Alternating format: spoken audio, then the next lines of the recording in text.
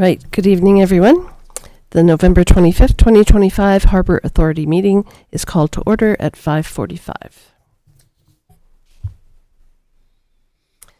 The Harbour Authority would like to acknowledge the Ucluelet Thought, on whose traditional territories the District of Ucluelet operates. Audience members and delegates are advised that this proceeding is being video recorded and broadcast on YouTube and Zoom, which may store data on foreign servers.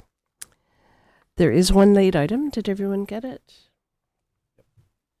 So may I have a motion to amend the November 25th, 2025 Harbour Authority meeting agenda by adding the late item titled Gary Schreiber, Harbour Authority under correspondence as item 7.1.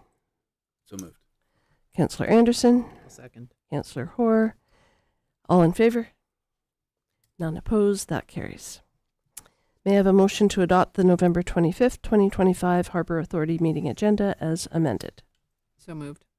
Councillor Hoare. Councillor Anderson. All in favour? None opposed. That's carried.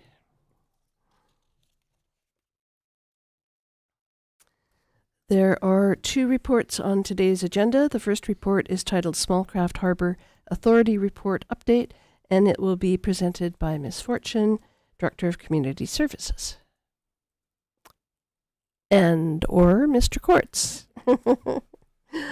our Harbour Master. Thank you, Mr. Courts. It was another busy summer. It was good. We had 6 days of highlight this year. Is your microphone on? Can you just check, please? That's better. Sorry about that. So so Van Al 360 was in June. The Blue Water Sailing Group comes usually in August. It's a smaller group with the Blue Water Sailing Group, but there was 3 vessels involved in that. We had 40 boats with the Van Al 360. We got everybody on dock, which was good.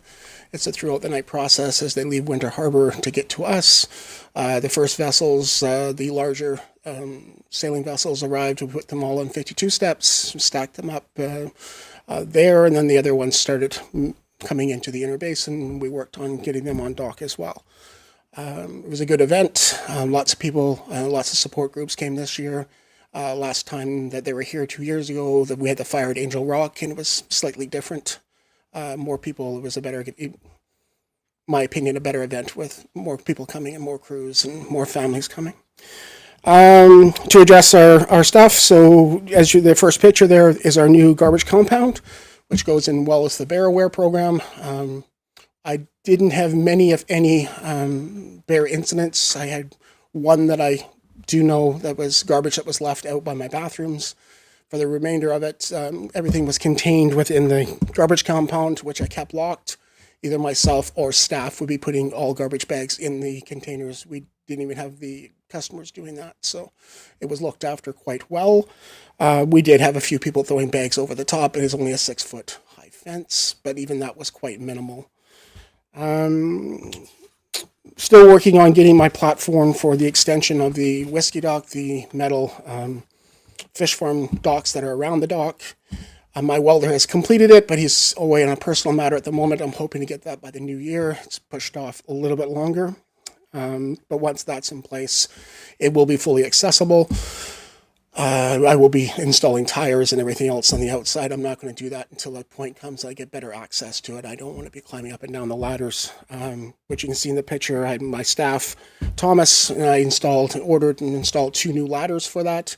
As the ladders were starting to decay, I was hoping to avoid putting the new ladders on, but we put the new ladders on because it got to the point it was completely necessary. Our revenues from this year are about 2% above where they were last year. 2% is on that scale. It's pretty minimal, $7,000-8,000 difference. The cutoff could be what's the difference of it. So we're pretty much on pace where we would have been for the last 2 years. My vessel count information on there are individual vessels at individual locations. Some days would be busier, some days would be, of course, not as many, but she was pretty stacked. If you've been down to the harbor during the summer, rafting was pretty common. Fishing updates this year with the Canadian American tuna So we used to have vessels with U.S. privilege, Canadian vessels, you were able to fish in the United States. That was cut off this year. The treaty was done. So we had more Canadian vessels fishing in Canada and no U.S. vessels. The warm water stayed at the borderline, so you can see them on the AIS kind of fishing up and down the border. And then as the summer pushed on, they pushed a little further north. I lost a few boats, but we were still pretty good on the tuna. My live lingcods, I have a few boats working that throughout the spring, delivering on the Whiskey Dock to Hub City out of Nanaimo. Salmon troll fishery was pretty much the middle of August to the middle of September. They finished up by the second week of September. The quota was done. First Nations fisheries start about a month prior to that, and good participation in that. I've got quite a bit of the Tolokiut fishery, fishing vessels that stay in Ukilit Harbour, and opposed to staying up in Tofino. What else do I have going on? Number 7 there is the fire damage was finally fixed. So that was done in September. The contractor for DFO came and repaired all that damage. That was a year and a half before that repairs were done. Government moves slow, but it got done, which is good. Now I have vessels being able to tie to it, and it's a safer dock. So other than that, everything was good. I had no issues, no sinkings, no fires, and no real health and safety issues, which was good. No injuries, no ambulance calls. So it was a good summer all in all. So it's a work in progress, but I think we're doing okay. So questions for me? Thank you, Mr. Courts. The upgrades to Whiskey Dock, that's partially to do with Harbour Air coming this It'll spring? be coinciding with, but it was a plan I had put forth to previous councils. My previous plan was more grandiose, just to utilize that dock better. The small vessels cannot really tie to the outside pilings and go up and down ladders, so the access to that dock came up. So I moved with Misfortune to get a budget together to buy those docks with the idea that the connection piece would be built and then it'll be useful. That actually was years before Harbour Air, but it will work well with Harbour Air coming. I can push the boats off. Also as a highlight, we put an electrical on 52 steps, which keeps more boats down there, which is going to be my natural deterrent to remove the sea lions this year. So far, so good. More boats, more people down there. In the wintertime, less chance of having sea lions. So. That was my next question, was 52 steps. I heard there was some power there now. Yeah, so working with Albion Electric, it's hard to get electricians to come do. Travis came and did the project for me. Presently, I have one on each light. I have room in the electrical box to add a few more, so we'll see how successful this is. So far, it's been good. My commercial guys now have a secondary spot to land instead of the Japanese dock, and they're tying up and plugging into power and shutting engines off, which is helping my clientele, that people that live on the beach. So, yeah. And there hasn't been a sea lion issue as of yet? As an issue, no. Occasional one or two, yes, but nothing that we had last year, which was, a lot. Perfect. Questions for Mr. Courts? Councillor Hoare? A couple. You got the sea lion one for me. So, great job on the new garbage compound. Do we need to worry about bears trying to access? Have we seen any try at it? Thinking with, previous conversations about bear. We've had try, yes. So there was a couple scratch marks on one post, but successful, no, because I can check with my cameras that it did not get in. Right. That it can get in, obviously, yes. That's because it's not electrified. Right. I'm moving it in kind of baby steps before I get there because I don't have electrical at that space. It would be another budgetary thing to get electrical to there. Not that we can't do it, it's just spending money to get to there. So no, understandable, but that was the next part of my question. Was, do we want to look towards that just to make sure we're deterring them? The boats on the dock, I mean, this is year-to-date counts. I'm kind of curious about month-to-month. That's me personally. Of course. But I know there are some boats that don't seem to be moving anywhere. Like, they're just there moored and paying rent to sit there? A lot of the big commercial boats out on the Jap Are docks. we talking like Nemesis or, of course. So Nemesis, yes. So they send me their insurance paperwork every year. They're a commercial vessel with a T license, but they lease out every year, but still they have a license. And they pay me on the quarterly. So I send my bill in, she sends a check in the mail and pays me. I have talked with Coast Guard VOC program, Vessels of Concern, as well as the vessel that has sunk. Prior to it sinking, we had a conversation in my office about those vessels. So they are aware of my concerns with those vessels. Yeah, I was wondering what the requirement was. I knew insurance was part of it. I wondered whether an active license was another one. And I was just, I mean, like, it's a boat taking up a lot of space on a... It is, but thankfully I have another commercial vessel rafted to it, so that space is somewhat being utilized. Right. So under active or inactive, other harbors have done it with how they pay. Right. So there's a commercial, they're paid a commercial rate, and that's within your bylaw. Now you could do what other harbors have, so active or inactive, an inactive commercial boat pays a higher rate, maybe not the recreational rate, but a higher rate. But to remove, we have the right to request removal. It'd be hard with a commercial vessel. No, of course. It was just one of those things, like it seems like it just takes up space. It does definitely take up space. It's not active, and wholly it should be an active harbor, but because of the changing of the commercial industry, I have even active commercial boats that fish for 8 to 10 days a year. Right. No, very aware of how Absolutely that's been going. Yeah. But yeah, I wanted to just check on that. The other one I was thinking about how long it took to get that dock replacement done. Now, my understanding is that there are small craft harbors on the East Coast who have the same problem and can't get repairs done when there's been damage. Do we have any recourse with DFO? Like, is there any way to sort of, I don't know, shake them up, make them move faster, any of those things? Through the mayor, I can grab this one. There is a component of federal government taking longer. There were some insurance issues on this one. And so they went back and forth numerous times. Kevin and I sat in on a number of Zoom meetings. So it was kind of a double down on this particular case, that the cogs were turning slow, but there was also insurance and dealing with lawyers.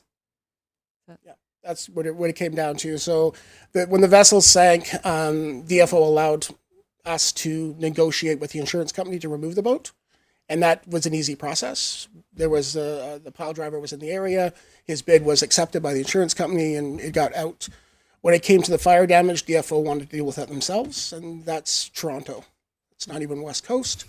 So I have not been told if it went through insurance or DFO paid themselves. I've requested that information, but I don't think I'm going to be privy to it. It just seems like something that shouldn't be so hard to get that repair done. I mean, if it had been even more of the dock, I mean, it makes it unusable, and it's... It also became a bit of a risk, and then that's the emphasis I put to DFO, because I had vessels tying to it. Oh. Because there's no space, so I want to tie up to it. And as I explained, that's a risk that is not mine. Mm-hmm. That's something that they're taking on, so... Go ahead. Oh, the owner of the Nemesis the same as the owner of the Island West And Bornstein Seafoods across the harbor. Yeah. Just curious. Dingy. Yeah. And I know this will come up later in the late item, but the YAG that sank during that last storm, we have no jurisdiction over boats that aren't actually tied up to one of our facilities, right? As it sits, no, we do not have jurisdiction on that. We will work with government agencies, if I'm just addressing Jerry's letter now. So, yeah, so we have Coast Guard, Transport Canada are the two major enviro if it becomes an environmental issue that mostly hits the beach. And somewhat DFO, but to a lesser extent, because Coast Guard and DFO are kind of separating. Coast Guard's going to D&D. So for me, I contacted my person at Coast Guard about the vessel. We try to monitor it. It was sinking that day. I kept sending him pictures and dealing with that. They have a Wrecked, Abandoned, and Hazardous Vessels Act from 2019 that makes the vessel owner liable for anything that occurs if they can. And that's the point when it comes down to. Right now, that vessel is, DFO has put out to tender for companies to lift it and remove it and to demolish it, basically. One number came back, and I think it was extremely high, so I think they're waiting for different numbers. But that boat should be, hopefully by spring, removed. And that's Coast Guard and DFO working together on that? They were sort of part of the same branch at one point. Because Coast Guard now is moving over to Department of Defense, that's going to be slightly different. So DFO might be different on what their response will be, but this is Coast Guard. So I dealt with the VOC, the vessels concerned at Coast Guard, throughout the day and monitored it. And then Ben Bolton from Rugged Coast was assisting. So we went out and tried to help put the booms and stuff out. So at that point. So they're just waiting on another quote to lift it and discard it? I would say they're waiting on other quotes. Makes sense. So yeah, to that extent, if we have an issue, we can contact Transport Canada if we think it's a navigational issue.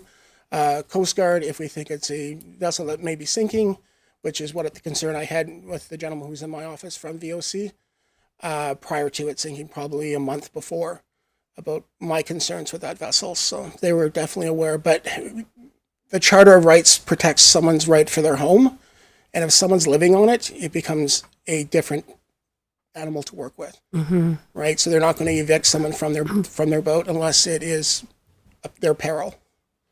Right. Yeah. Any other questions for Mr. Courts? Yeah. Councillor Hoare?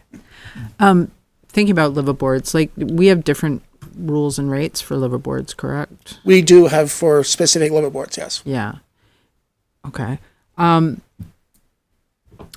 curious. So I'm backtracking a little bit because there's no comment about it, but I remember we put some money towards better signage at the cleaning station. Is that going somewhere? Through the committee that was dealt with 2 years ago. Yeah, so there is updated signage. Okay. I must have missed it. And then I was going to ask about the life jackets. I did do a spin around, and it was. Do we have a place to keep those? Like, so you could have like maybe fewer on the thing, and they contact you for more if they needed them. Just like I love the program, and I think any way we can increase safety by all means. But it visually is pretty messy. And I'm just wondering if there's a way, I mean, we got the garbage compound, maybe there's a way to have like a storage bin or something that they could be, extras could be in there, and maybe just a few fewer on the thing. I don't know how to do it, but we could build a chest, basically, a storage facility where the old fish cleaning station used to be at the top of the ramp where the electrical box is. I'm sure I could build something with a little hatch that I could store excess, and then even put signage on that that people could help themselves if everything else was missing. I think it's similar area without being in the way of someone walking through. That's probably the easiest way of doing that. Yeah, I'm just thinking on visual appeal, right? No. Things that are too crowded often are just look like a mess as opposed to being the useful items that they are. And I one last one because I'm like all about the questions today. The Harbour revenue was up, and I'm just wondering what Thornton Creek got this year. They get 2%. They get 2%, so 2%. I didn't do the math. That's my problem. Yeah. So RCMSR gets 4, they get 2.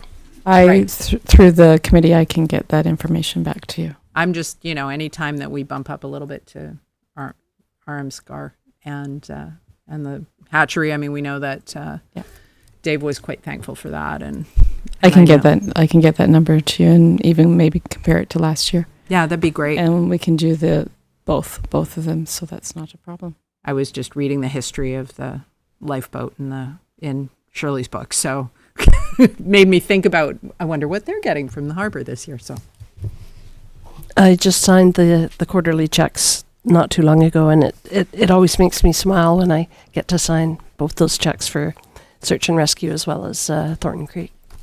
I don't remember what the numbers were, but it was substantial enough to make me smile. Good. Smiling's good. Yay. Any other questions for Mr. Quartz? There is one suggested motion. I got it. Okay, Councillor Hoare. I will move that the Harbour Authority receive for information and discussion of the business of the small craft harbor. That doesn't quite sound right. But is there one that I'm missing? No. No, that's That's the one, it? I think. Okay. If I may, Mayor McEwen, we can just change the motion to that the Harbour Authority receives the report titled Small Craft Harbour Authority Report Update for information and discussion of the business of the small craft harbor. What you said. Yeah, that's right. Thank you, Councillor Hoare. Seconder, Councillor Anderson. Any further discussion? Seeing none, all in favor? None opposed, that carries. Thank you. The second report is titled Sublease Western Canada Marine Response Corporation, and it will be presented by Abby Fortune, Director of Community Services. Thank you, committee. So just to give you a little bit of background, as you know, we received our head lease approximately 2 years ago for Small Craft Harbor, Ucluelet. And with that comes some requirements. So we've already done one sublease, and that was with, thank you, with the float house. I always want to call them waterfront house, float house. And so we do have a sublease for them to operate a restaurant business within the Small Craft Harbor. This is for the Western Canadian Marine Response Corporation to allow them to have a space on the dock that is gated and exclusive to them. And so what you have before you is the attachment is what will be the sublease schedule. And this is essentially a document that we receive from DFO, that's correct. DFO, with which we put the information into it. And so this is a template that is used and is required by DFO to move forward on this lease. So that's the background. So what I have is the information regarding, we're looking at a total of $98,535 for a 4-year lease. Our base rate is $22,861.35, and that was a number that Kevin and I our harbor master and myself sat down based out of our fees and charges bylaw. And then we're looking at a 5% increase over the next 4 years. And if approved, the Harbour Authority is required to submit a letter to DFO Small Craft Harbor. So then this sublease would go back to DFO. They would approve it and come back. Any questions? Questions for Ms. Fortune? Seems pretty straightforward. If there are no questions, there are 3 motions and they should be read separately.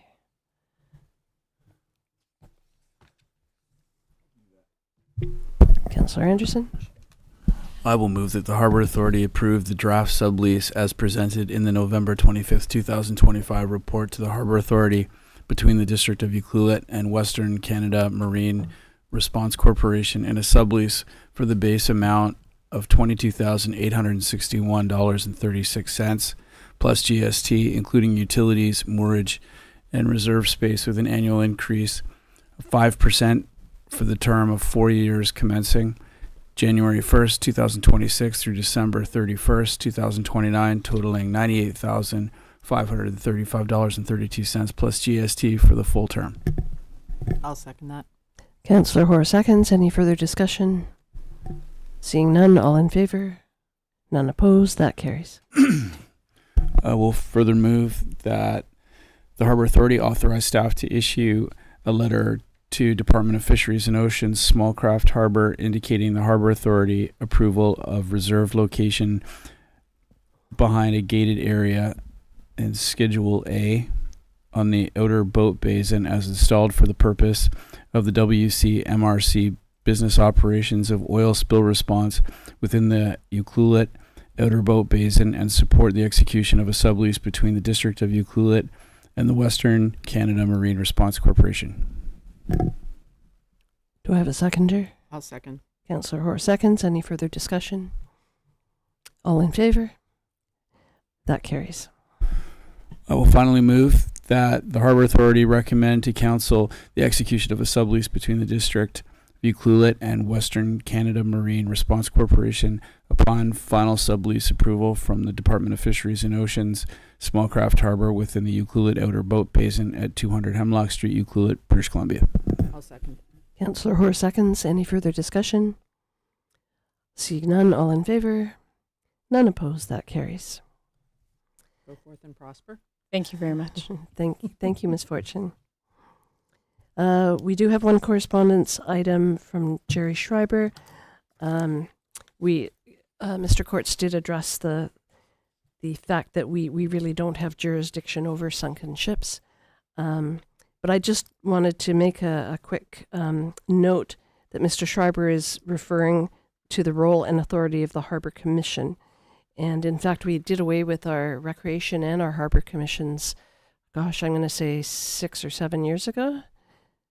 2017. Okay. So, yeah, that is something that we can look at resurrecting at some point. But at the moment, there is no Harbour Commission and there is no Recreation Commission. Okay.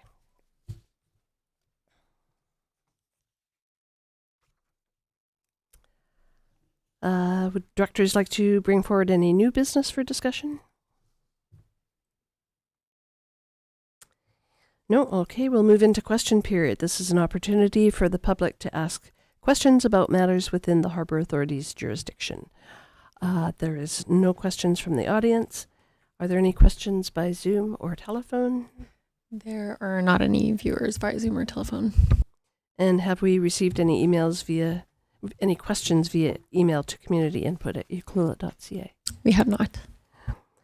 Great. All right. Then I will make the motion to adjourn the November 25th, 2025 Harbour Authority meeting at 6:12. Councillor Anderson seconds. All in favor? None opposed. That carries.